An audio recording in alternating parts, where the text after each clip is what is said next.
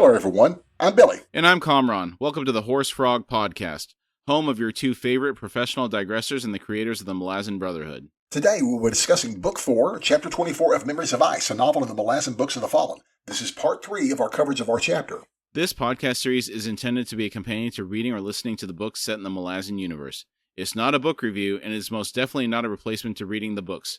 Both Billy and I know this to be the best fantasy story ever written and want to share our love of the series with you. We will be covering the events of the books in a linear fashion, and there will be spoilers for those that have not read the books, and we'll try not to spoil anything prior to us covering that portion of the respective book. A quick warning. Today's episode contains descriptions of extreme violence and thus is not suitable for children. Our show is listener supported. If you'd like to support us, we would really appreciate that, and you can do so by visiting our Patreon link on our website at horsefrogproductions.com. Currently, we're posting ad-free episodes on Patreon weekly. Also, we'd really like to hear from you. And we really mean that. Yes. Send any feedback or comments to contact@horsefrogproductions.com. All right, Chapter 24, Part 3. We pick up the chapter where we left off with the bridge burners in Coral. A cusser had struck the street 50 paces behind Picker and her decimated squads, less than 10 paces behind the Kachain Shamal Ka'el hunter that had been closing on them. The undead creature was obliterated by the blast, its mass absorbing most of the lethal, flailing rain of shattered cobbles. Fragments of withered skin, flesh, and splinters of bone pattered down almost within reach of the bridge burners. Picker raised a hand to call the soldiers to a halt. She was not alone in needing to catch her breath, to wait until her hammering heart slowed somewhat. I had a couple of thoughts here. First, there are a ton of these Kachain Shamal hunters and very few cussers available to the bridge burners. This is not a tenable situation. With the negative waves, man. This is a very untenable and a bad situation, though, I agree. Yeah. And the second thing I thought of is, I can't imagine what kind of endurance and fitness levels it would take to keep running from these things while fully kitted out. I can't imagine a fully trained marathon runner, properly equipped. We're talking like just wearing your shoes and nothing else, having much of a chance of running away from these fellas. So the average grunt stands no chance. Better learn to pray real fast. Yeah. I think the only thing they have going for them is the twists and turns of these streets and hoping they can cut some corners or do stuff like that. Yeah. From Picker's side, Blend gasped, "That makes a damn change." Picker did not bother replying, but she could not help but agree with Blend's bitter comment. As Perrin had instructed, they had indeed drawn the attention of at least some of the Kachain Shamal, and had paid for it.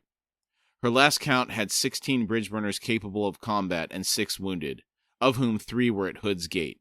The Kachain Shamal were more than fast. They were lightning, and relentless. Sharpers did little more than irritate them. In any case, the munitions were gone. And there we go. That cusser was their last munition, and it can only go downhill from here. I just have a bad Dr. Strangelove flashback where... Have you seen Dr. Strangelove? Yes, it's been a while, though. But it's the scene where George C. Scott's talking to his girlfriend on the phone, and she's kind of like, "What's going on? He's like, "I can't say anything, hon. No, I can't." And right as he's hanging up, really, he just all of a sudden quickly remembers, oh. And don't forget to say your prayers. That's a bad way to end the call. Oh, it is, because, the bombs are falling, dude. It's like, yes. Oh my gosh. So it's about the same scenario. It's like, and don't forget to say your prayers. Picker had turned her soldiers back on one of the Ka'el hunters to gauge their chances in a close-in fight. She would not do that again. They'd been lucky to disengage at all. Seeing friends on all sides cut into pieces where they stood was an image that would haunt her all her remaining days. She thought, days? I haven't got days. I'll be surprised if we live out this bell. Someone shouted, "Hood, take us! Another one!" Picker wheeled at the shout. Another hunter had appeared from a side alley, claws scraping on cobbles, head hunched low, blades out. Less than 15 paces away, head swinging to face them. Something about the weapons dragging on the ground always seems really menacing to me. And I was thinking about this. Do you think this perception comes from the cliche in horror movies? And I'm thinking of things like Pyramid Head in Silent Hill, where it's dragging the sword on the ground, or the zombie dragging the axe on the ground in Resident Evil. Oh yeah, these are most definitely the same image I have in my head, except it's bad because it's a double image for me. I need to see flickering lights a la strobe lights, an alien, because these things remind me of aliens, with swords on their arm, which makes them intelligent, more intelligent than we know. So this is all horrific. those are all images that just live in our subconscious, thanks to Ridley Scott and other these other video game makers that make these images really seep into our subconscious. That's well stated. That's exactly how I feel about this. For me, instead of Alien, it's more like Jurassic Park. Oh, okay. Because these Kell hunters, they're more akin to raptor-like creatures. I mean, they're a little bit bigger, Right. but they're very dinosaur-like to me. Bipedal creatures. Their arms might be a little bit bigger, but their gait and everything, very much dinosaur. I get that. I feel that with their gait and everything too. I too get more Jurassic vibes. I just not seen enough Jurassic Park to get images from it. It's all Alien for me, sorry. Pigger thought, all right, heartbeats then. She shouted, scatter! Even as the bridge burners began to bolt, a wall close to the Kachane Chamel exploded onto the street. Another hunter arrived within the dust and bricks that tumbled out. This one a chopped-up ruin, head swinging wildly, connected to neck by a thin strip of tendon, missing one arm, a leg ending in a stump at the ankle. The creature fell, pounded on the cobbles, ribs snapping, and did not move. The bridge burners froze in place, as did the first Kachane Chamel. Then it hissed and swung to face the ragged hole in the building's wall. Through the dust stepped a Talani mass. Oh boy, what an entrance Tool makes into the scene. It's so epic. Dude, absolutely amazing, dude. That's awesome. I just imagine him kicking this thing through the wall or something. You know, he just destroyed it. Yeah, I can totally see that. That's just so awesome. Awesome. Desiccated flesh torn, hanging in strips, the gleam of bone visible everywhere. A skull-helmed head that had once held horns. The flint sword in its hands was so notched it appeared denticulated. That was a new word for me, as I've never heard anyone use it prior to reading these books. Agreed. The more you know. My reading of Erikson the first time through, it's not just littered with many highlights as much as it is littered with vocabulary words. Mm-hmm. In reading, I type it out just to learn it. I'm like, yes, denticulated is another one. It's like, man, this guy. Yeah, we even get a course skating in this chapter. We did. And I'm trying to sell someone I work with right now that claims to be a very big fantasy reader on this series. I'm like, oh, come on, you just need to commit to it, man. So she wrote down the names of the books. I started on Guards of the Moon, and I told her, I said, look, man, come join us. We'll walk you through it if you need some help. I got somebody at work reading it last week, too. Nice. Gotta preach. Gotta preach it. Yeah, sure. Gotta preach it. Get more people listening to it. Exactly, man. Ignoring the Malazans, it turned to the other Kachane Chamel. The hunter hissed and attacked. Picker's eyes could not fully register the speed of the exchange of blows. All at once, it seemed, the Kachane Chamel was toppling, a leg severed clean above what passed for a knee. A sword... I'm sorry. I'm really sorry, dude. Oh, it's okay. I know you said you haven't seen Waterboy, right? Right. Okay, they're having dinner. They live in the swamp. Okay. There's an anaconda or a boa constrictor on the table. They're serving it. Okay. And the coach, he says, what part is this? And the mom, she looks at it and she goes, snakes don't really have parts. But if I had to guess, I'd say it's his knee. So when I hear for what passed for a knee, you didn't have to say it that way. They definitely have knees. Right. Yeah, that's too funny, man. I love it. Okay. This is a really serious moment, but that quote really gets me. My brother and I joke about it all the time. Oh, goodness. A sword clanged on the cobbles as a dismembered arm fell. The Talani mass had stepped back and now moved forward once more. An overhead chop that shattered bone down through the shoulder, chest, then hip, bursting free to strike the cobbles in a spray of sparks. The Kell hunter collapsed. The lone Talani mass turned to face the keep and began walking. Picker and the others watched the warrior stride past them, continue on up the street. Blen muttered, Hood's breath! Picker snapped, come on! Corporal Aimless asked, where? As Picker set off, she said, after him. Looks like the safest place to be is in that thing's shadow. Aimless exclaimed, but it's heading for the keep! Picker said, then so are we! Crusted in mud, boots dragging, Whiskey Jack's army slowly moved forward to form a line facing the killing field, and the city beyond it. Far to either flank were the Barghast, Ilger's clan on one side, Whitefaces on the other. Corlett left her horse with the others behind the line and strode to the low hill immediately to the west of the Trader Road, where stood Whiskey Jack, Calor, and the standard-bearer, Artanthos. They had witnessed, one and all, the aerial battles over Coral, the slaughter of the Black Maranth, and at least one wing carrying troops of One Arm's hosts.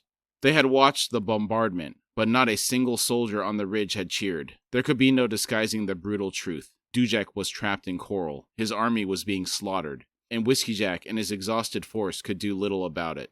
Condors had been seen following the Black Maranth flying back to the mountain entrenchments, but there they would meet Orphantal. In his soul-taken form, her brother was second only to Rake himself. Corlat envied him his chance for immediate vengeance. She approached her companions, preparing her mind for the veering into her draconic form. The power that came with the transition had always frightened her, for it was a cold, hard manifestation, unhuman and inhuman both. This time, however, she would welcome it.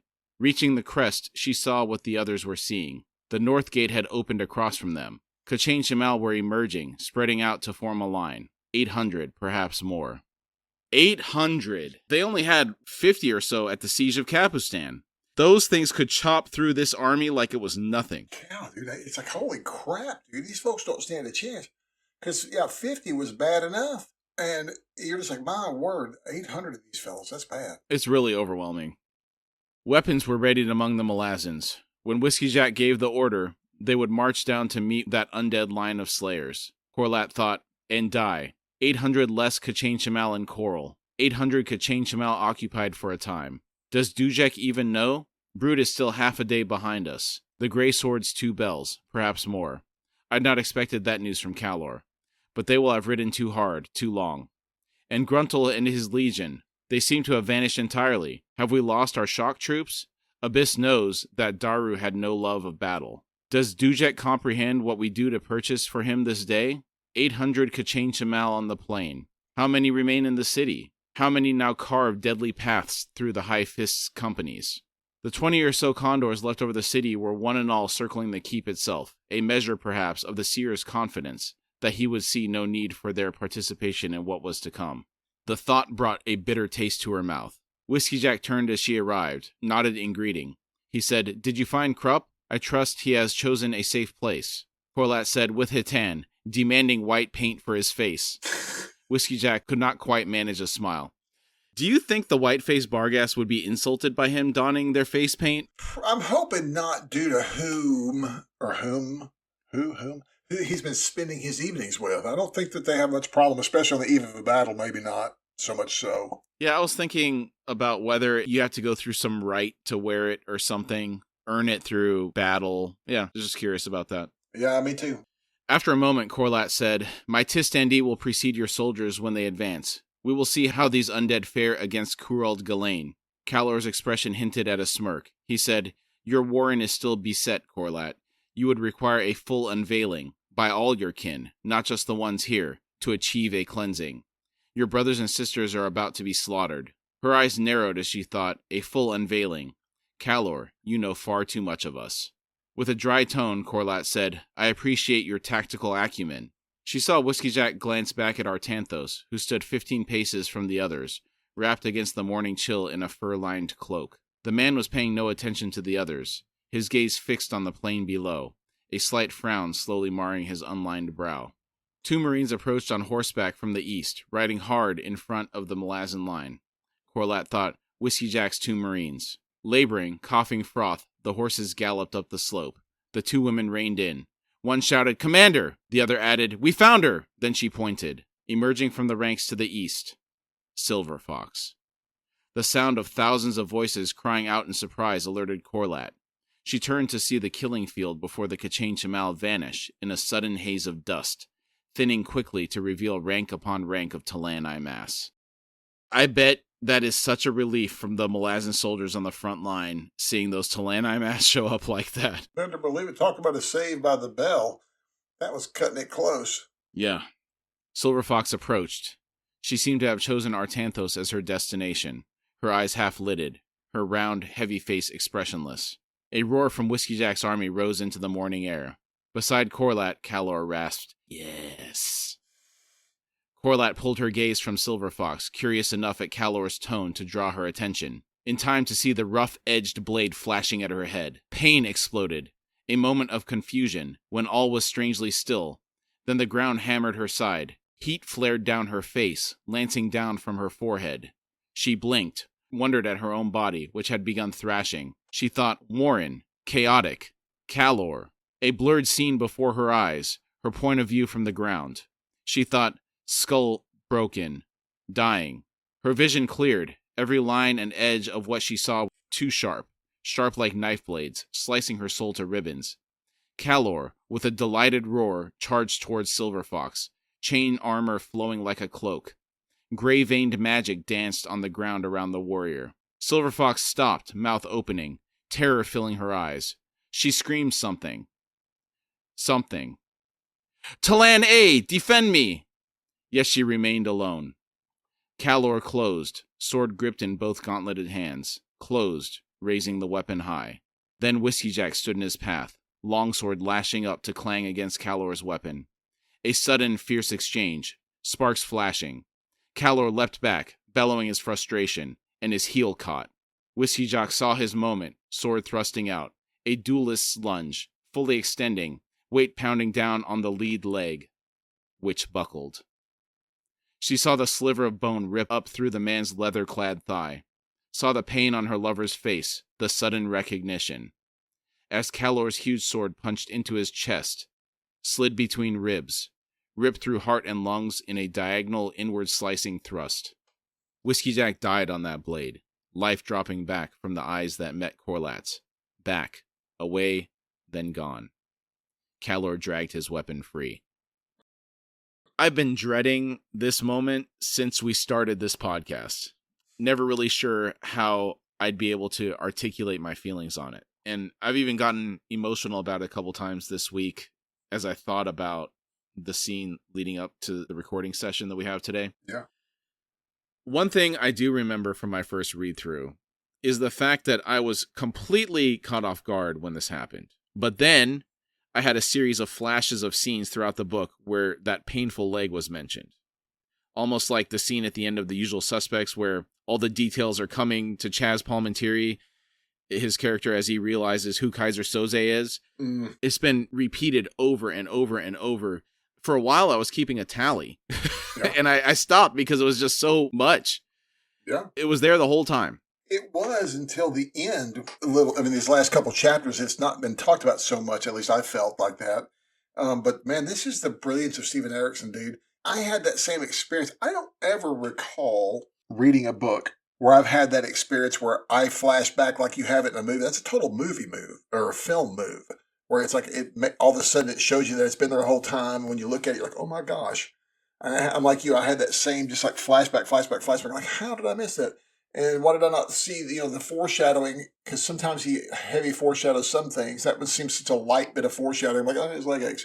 And I'm like you, this caught me really completely unaware the first time I read this. And it's always stuck with me.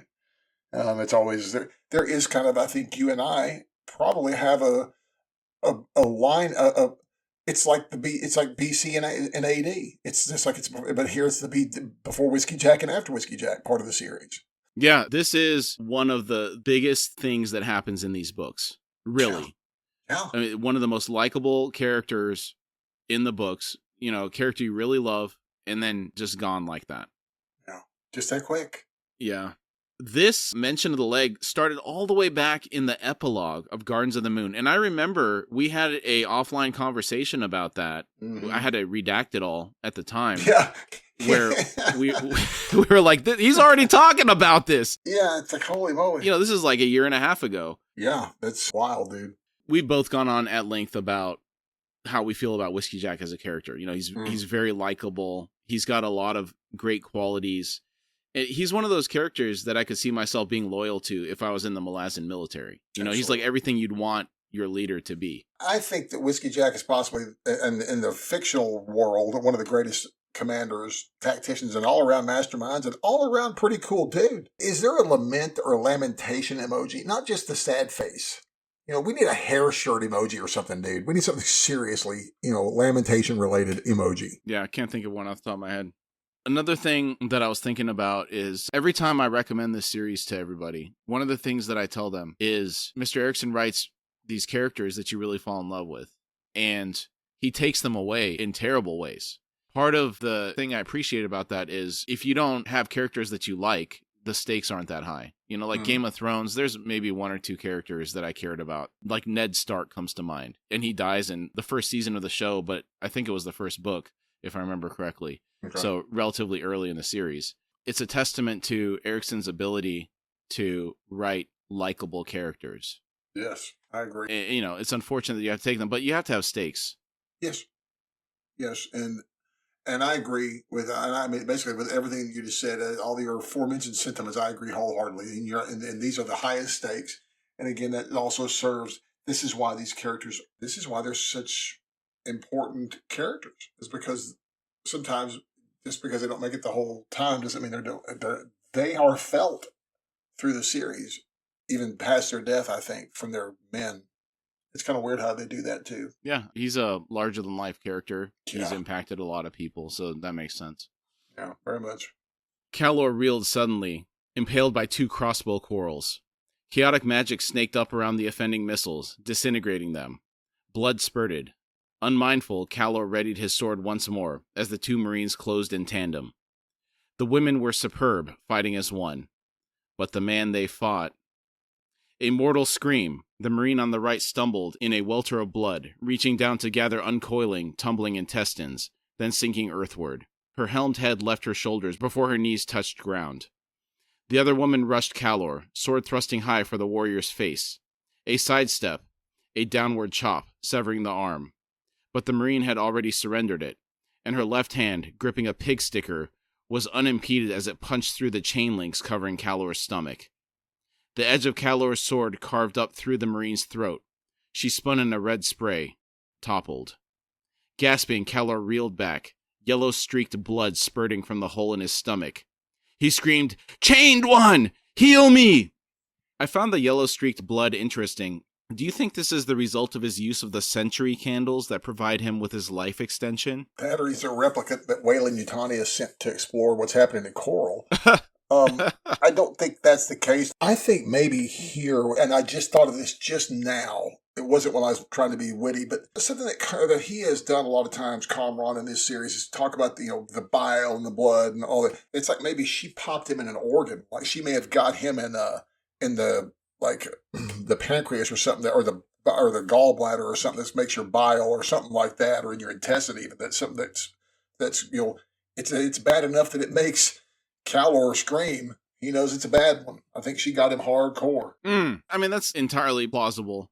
For some reason, I always interpreted this as his blood is in some way corrupted just due to his age and the methods he stays alive. But I mean, I think the simplest explanation often is probably the one, like your explanation of, it's probably just an organ, dude. Like, it's bile. It probably makes more sense. Well, there is that, but I'm like you. There's something about him. Kalor is still such an enigma at this point. I think where I'm confused, where he confuses me, is that by maybe ascendant level, he's weak and old, but still compared to the human that he used to be, to the common man in the street, we don't stand a chance, even in his frailest iteration. Just don't stand a chance. I mean, he sounds like a beast, because I don't think those Marines were slouches in combat, and he just took them 2-on-1 like it was nothing. Yes, he sawed right through them, dude. He sawed right on through them. And if they hadn't gotten in the way, I didn't think, in all honesty, I'm like you, where this still takes me by surprise. And what takes me by surprise is my memory and the chain of events.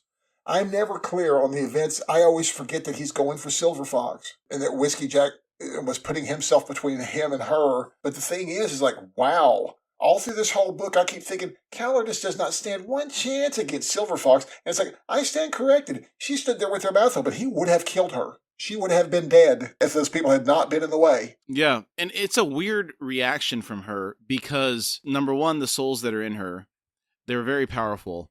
Maybe that doesn't translate into her current form. Number two, Bonecasters, the ones that we've met, are extremely formidable on their own. They don't need people to protect them. They can shapeshift into crazy creatures, or half the time they have their own magics that they have access to. They seem to be entirely their own level of nastiness. Fire magic. Yes. Yeah, so it is a little bit surprising. Maybe part of it is she is young and inexperienced. She doesn't have a lot of battle experience in her current life and just freaked out. Doesn't matter how much you know. If you haven't done it yourself, You still have to access the memories as performing just to do the thing. Accessing memories and performing are not the same thing. Yeah. Corlat thought, hot. A warren. Not chaotic. Where? A wave of knotted gold hammered into Calor, swallowed him in frenzied fire. He shrieked, thrown off his feet, battered as the magic pursued, ripping into him, blood threading the air as he sprawled to the ground.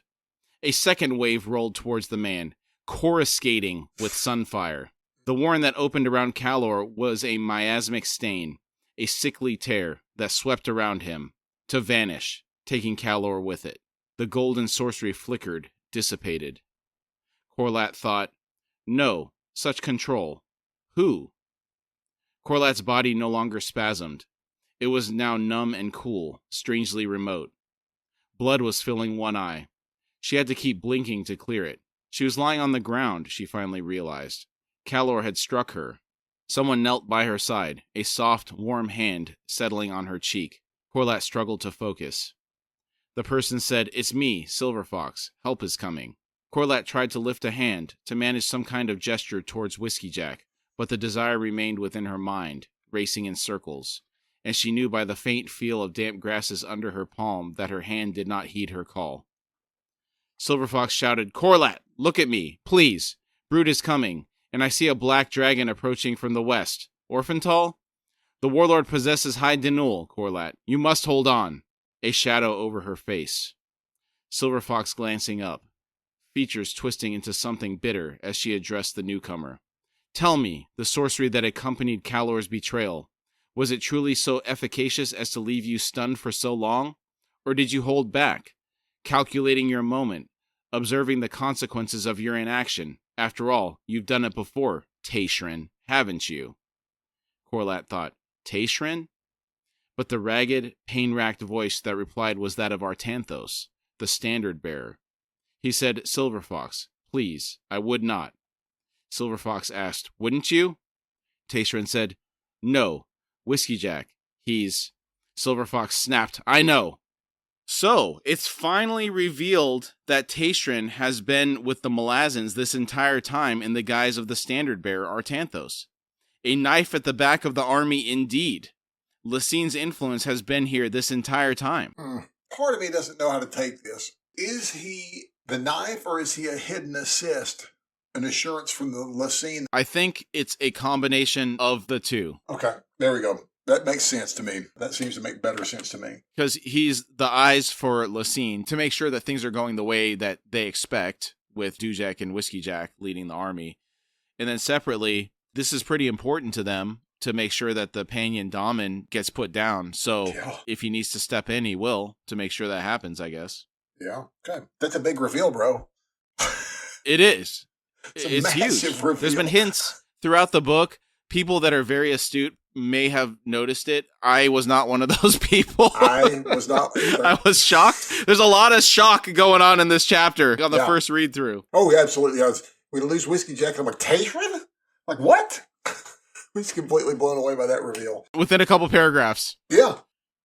Corlat thought, a poorly mended leg. Never the right time. Brood could have... He's dead. Oh, my love. No. Blurred figures were on all sides now. Malazan soldiers. Barghast. Someone began keening with grief. The man she had known as Artanthos leaned over her. Sorcery had split the flesh of his face. The touch of chaos, she recognized. A fiercer touch than what she could have survived. She knew then in her soul that the High Mage had willed no delay to his response. That he'd managed anything at all was extraordinary. She met his eyes, saw the layers of pain that still racked through the man. Corlat said, Silver Fox said, "Corlat?" Corlat slurred, "Woman. This man." Silver Fox said, "Yes, he is Tayshrin, Corlat. The part of me that is Nightchill has known for a long time. I was coming to Corlat cut in, "Thank him." Silver Fox said, "What?" Corlat said, "For your life. Thank him, woman." She still held to Tayshrin's eyes, dark gray like Whiskey Jack's. She said, "Calor. He surprised us all." Tayshrin winced, then slowly nodded and said, "I am sorry, Corlat. I should have seen." Corlat said, "Yes, me too, and Brood."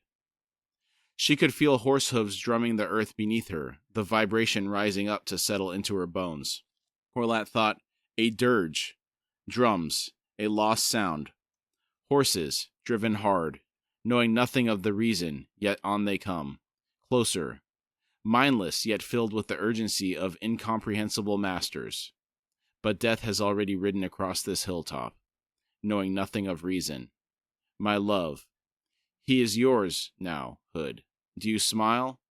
My love is yours. Yeah, we should have seen that this dream of Corlat and Whiskey Jack living happily ever after is a bridge too far in the Malazan world. I don't know that anybody gets to have that. Yeah, you're probably right. There may be a few, but if they're not any of these big players who, everyone will be impacted. Yeah, and we're just getting started on the series, by the way. Yeah.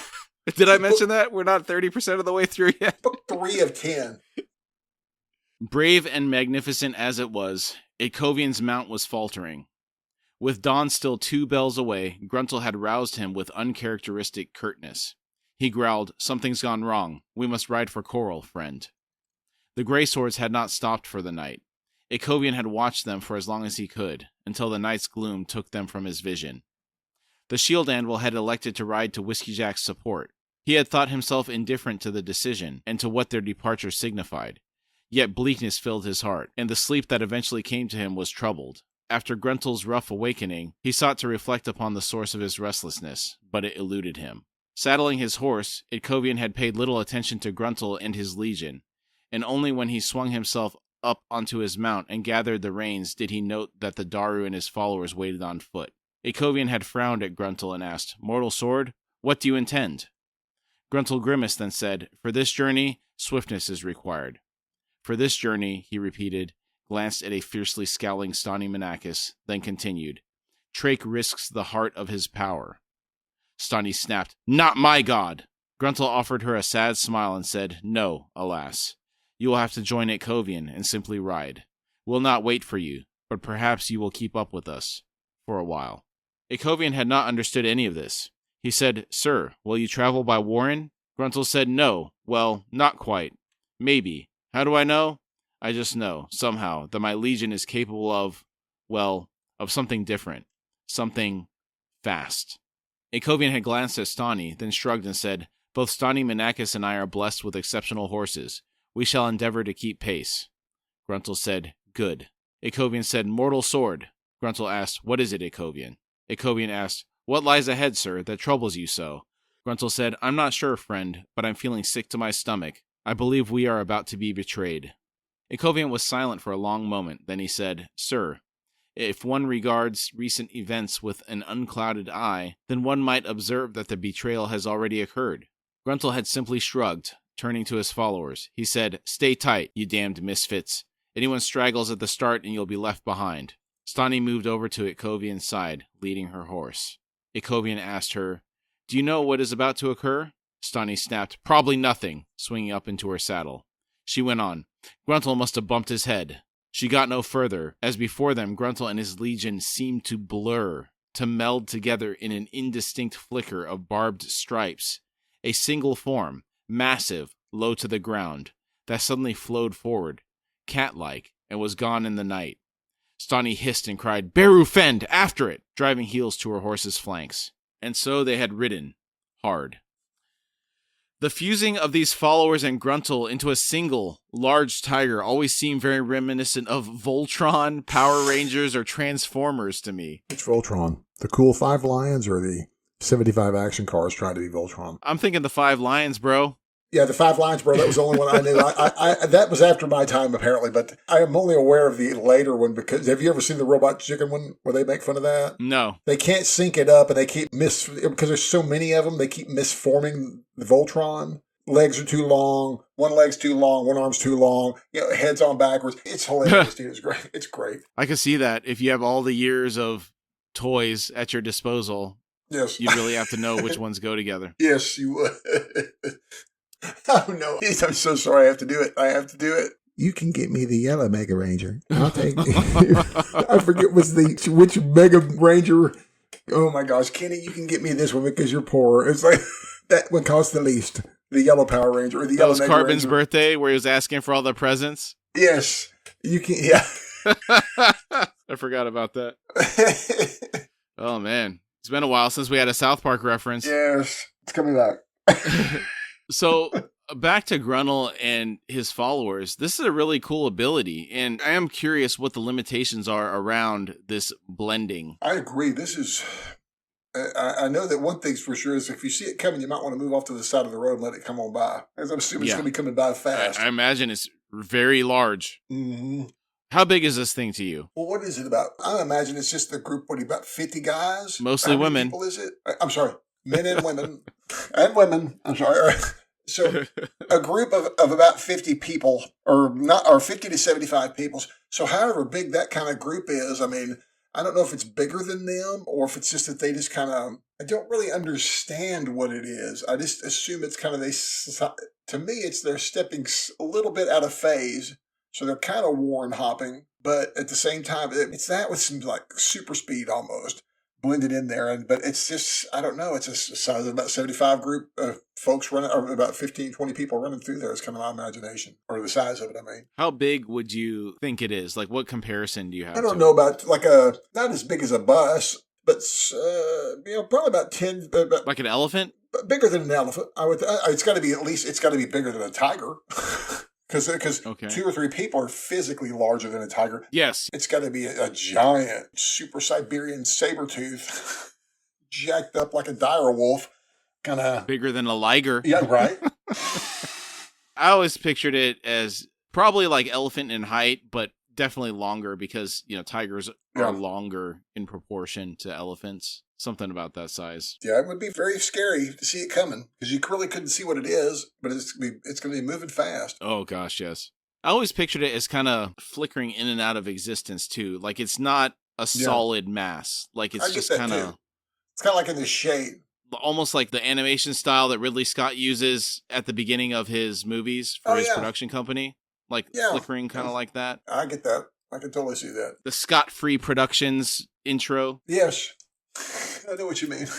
It's a man turning into a crow or something, or a raven. Is it an eagle? It's a hawk? It might be a hawk. A bird of some type. It's so poorly drawn. Maybe it's that death thing you showed me last week.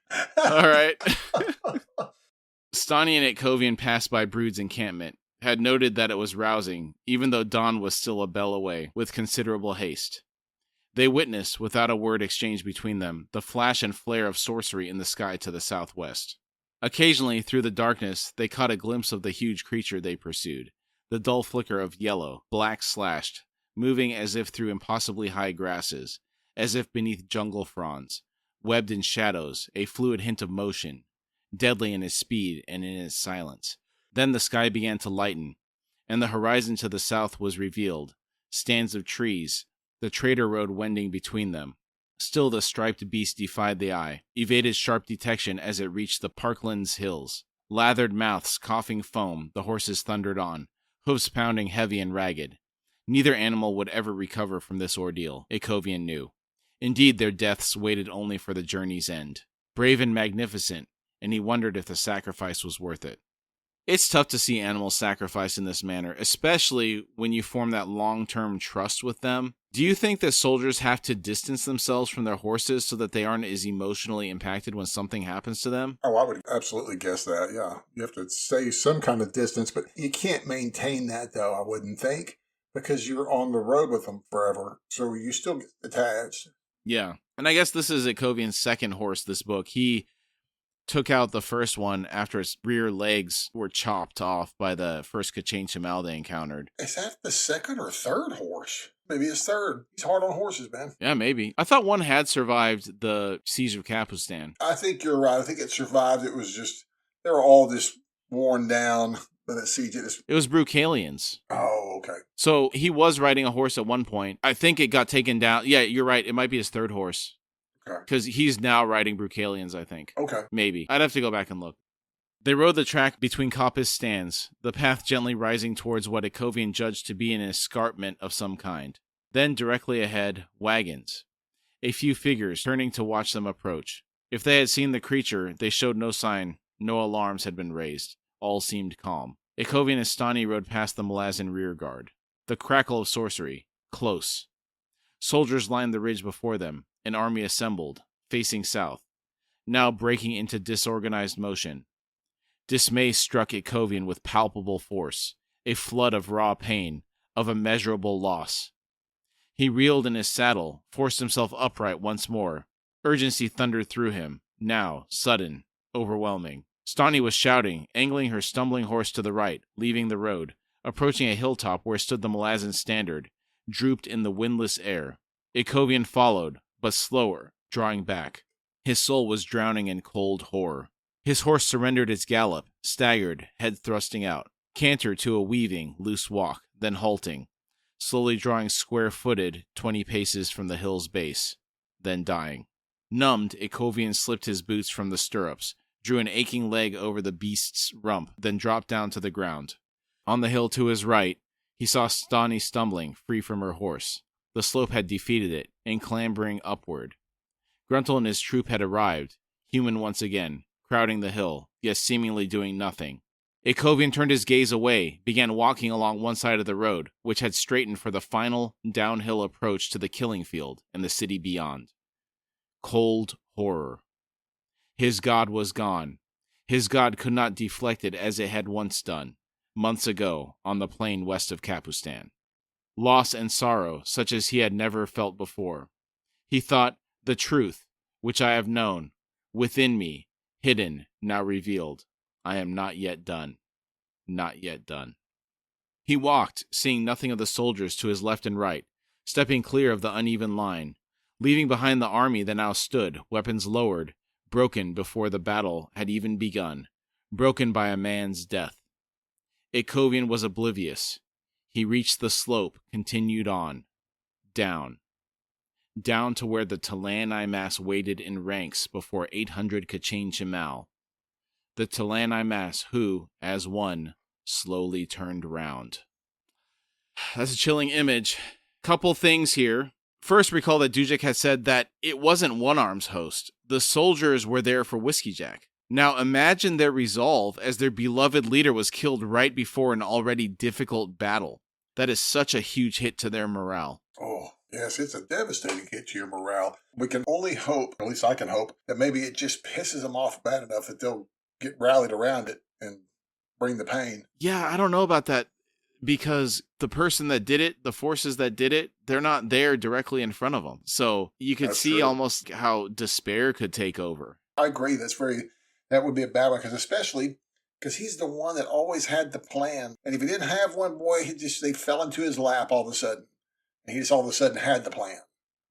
And so it's like, man, this would be bad because, what are we going to do? What are we doing? It's second, for the sadness of the Malazan forces to be eclipsed so easily by that of the Talani mass shows simply how it's orders of magnitude worse.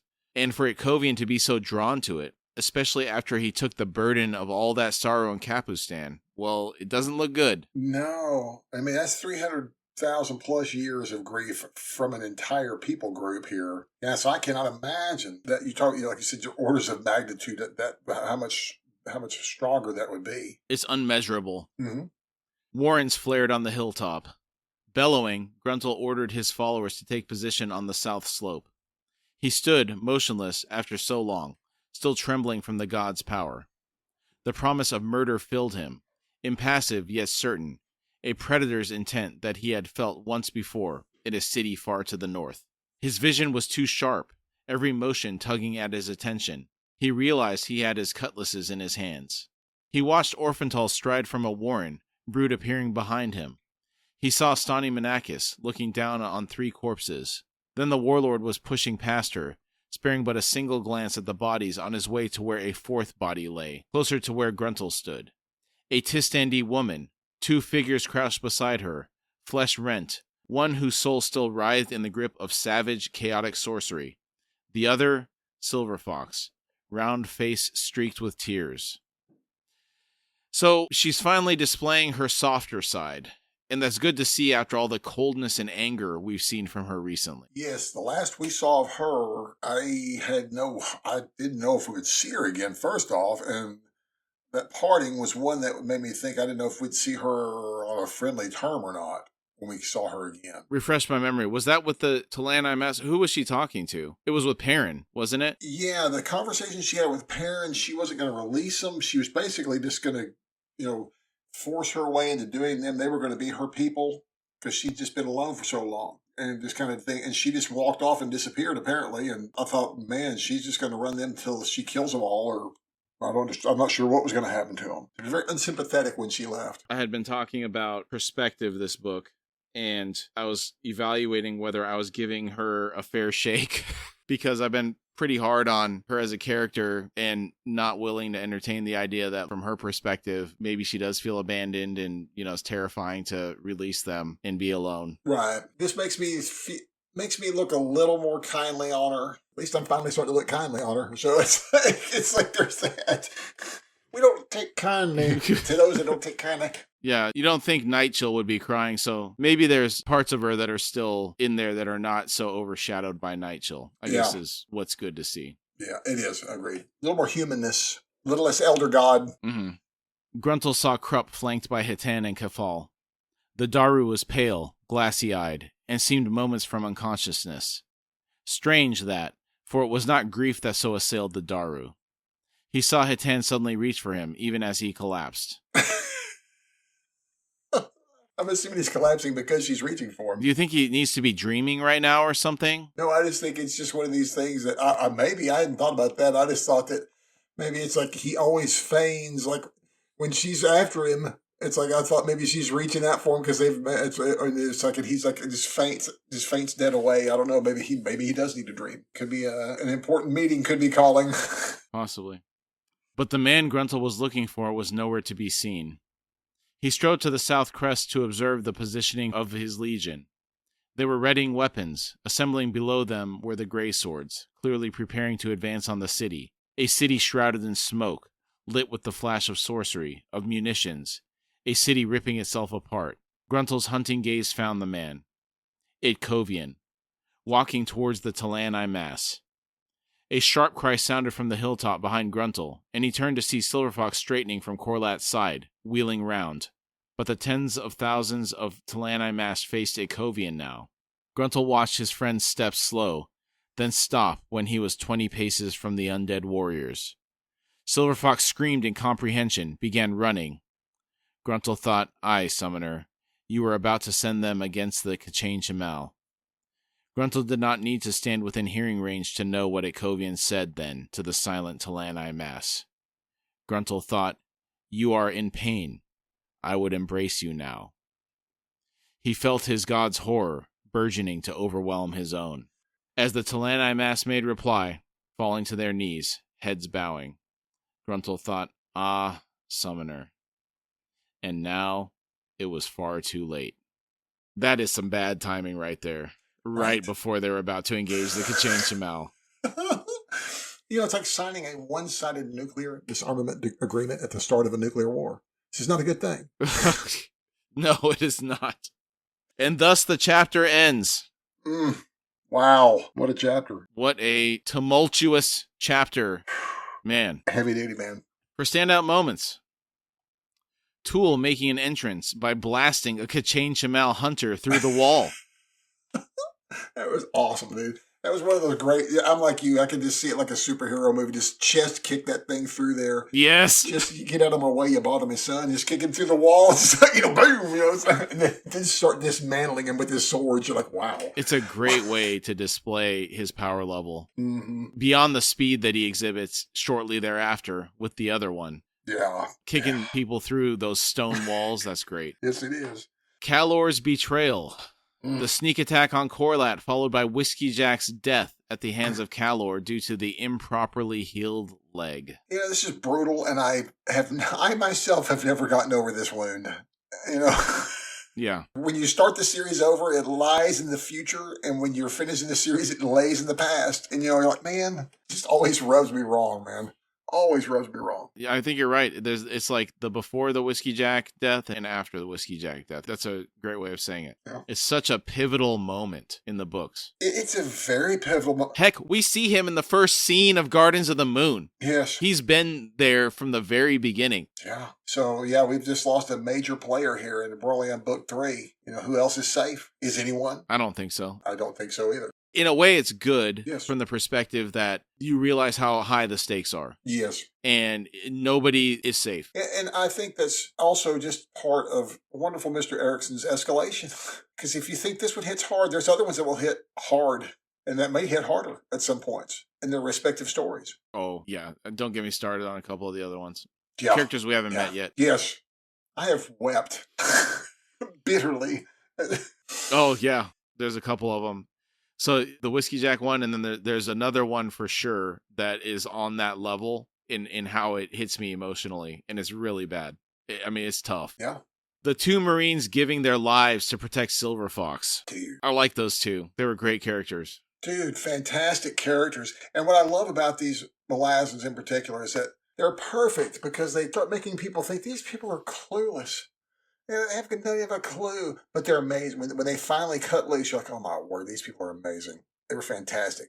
And we knew they had to be good or Whiskey Jack wouldn't have let them be there to guard her. So, they gave their lives for her, but absolutely beautiful and epic and sad at the same time. The revelation that Artanthos is Tayshrin in disguise, and that he's been with the Malazan forces this entire time. Wow. Really big wow factor there. And another big wow factor in that one is the fact that Corlat recognizes that Tayshrin must be one tough hombre to still be standing after this assault of whatever happened and came for, because apparently an assault happened coming to rescue Calor and Tayshrin. Rescue Silver Fox from Calor, right? Oh, yeah. So it's like, wow. She was amazed by his power.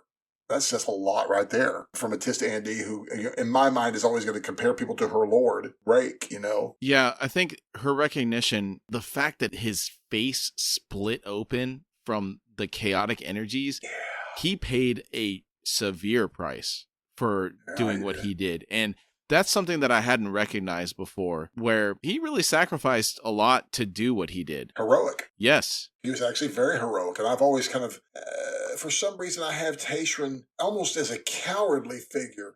And again, this read through, and something I had read in Esselmont has shattered that illusion of Tayshrin for me, which is, I'm glad. Because in the stuff with Esselmont, what little bit about Tayshrin was there, was like, okay, I have more respect for him now. So, yeah, I'm glad to see that little bit right there was like, wow. He jumped in there and really took a hit really bad trying to defend Silver Fox. Wow. Yeah.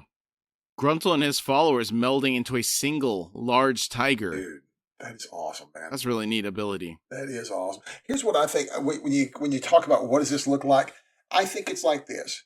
It probably looks like a tiger out of the corner of your eye if you don't look at it. And if you start to look, you think, did I see a tiger? And you look at it, you see something, but you can't see it. So I imagine, it probably is a huge, giant tiger that you can only kind of perceive it a little bit out of the corner of your eye. Okay. Yeah, that'd be terrifying. Yeah, absolutely. Horrifying, dude. Yeah. And then finally, a Kovian offering to take the sorrow from the Talani mass. This cannot end well. So, yeah, exactly. What happens if he takes the sorrow? Do they just are they going to quit? Or are they just going to kind of chill around, hang out? We'll find out. Have, Burning Man festivals? What's That's quite apropos for them, given that the war in a fire. Yeah, right? Yeah, I guess we'll find out. Oh, right on. All right, great job tonight, Billy. We made it through this challenging episode, man. I was worried about breaking down a little bit, but I managed to. I guess my grief was processed this week. Well, been preparing for this for a while, and we got to go through it together. We got to kind of help carry each other through it, so that does help. So there was that. So that was good. Yeah. You got any final thoughts before we drop off here? No, great. Again, great episode. Not a great chapter, but that's not true. It's a great chapter. It's just an outcome I hated. But as I stated earlier, it's like I carry this wounding through the series. It leaves its mark on you, that's for sure. Yes, it does. All right, thanks, everybody. We'll see you next week. We'll see y'all next week. We thank you all for joining us today. Again, we really like to thank you for taking the time to be with us, and we've had a really great time talking about the topic today. If you would like to support our show, you can find us at horsefrogproductions.com, where you can find our Patreon link.